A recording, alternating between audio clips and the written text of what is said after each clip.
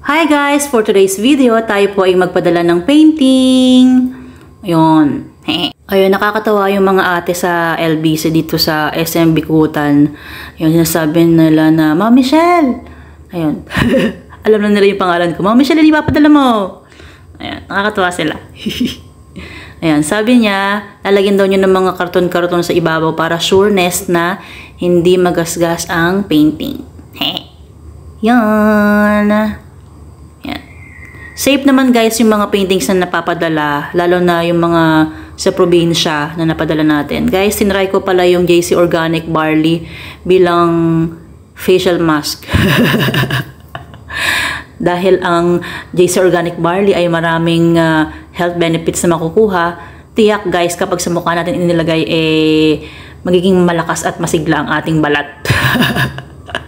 Ayan, 25,000 po na antioxidant guys ang meron sa JC Organic Barley. Kaya tiyak na ayun, okay siya sa balat. Choing. Maganda sa mukha kasi malamig. Yan. At nagpadala tayo ng painting guys. I-frame na natin yung sinole na painting kasi nga, oo nga, dati pa yon kasi na walang black frame. Ayun. Tapos sabi ni kuya, ilalagay daw niya sa loob ng upuan. Sabi ko, wag mo nang tangkain kuya at alam ko nang di kasya yan. Ayan. Iipitin na lang daw ng kanyang hita ang painting para hindi mahulog. At nagpinta tayo guys. Nagpinta ako, hindi pala kayo. Nagpinta ako guys ng 8.5 by 11 inches na nasa Canson paper na 2 ibon. Yan. At ito yung pinaka-favorite ko guys na pang background din bukod sa turquoise. Ito ay mustard green. Mustard green siya.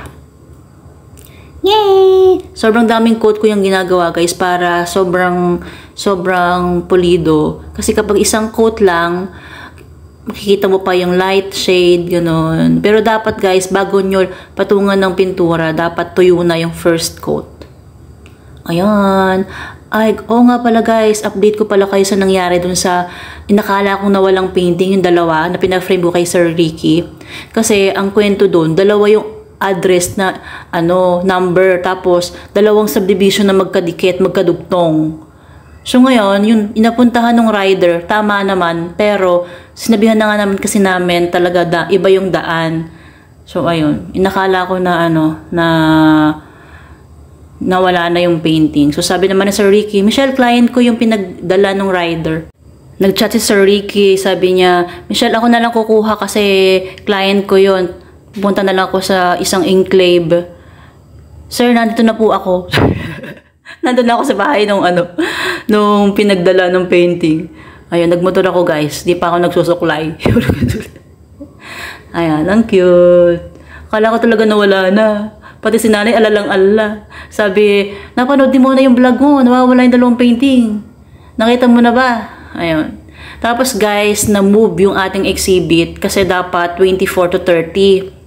Sabi ni Miss Sane ngayon, yun, nakaschedule ako, December 2. Oh, sakto, December 2. Ayan guys, yung mga paintings natin, puro ko yung ginawa ko. Pero sabi ni Miss Sane, maglagay ako ng ibon kasi yun yung mabili. Tinry ko lang kasi guys na parang gusto ko puro ko yung ating exhibit. Ayun. Yun naman yung mga maliliit. Pero ang plano ko, nasa canvas lahat ng ilalagay natin sa Madison. Yay! Thank you!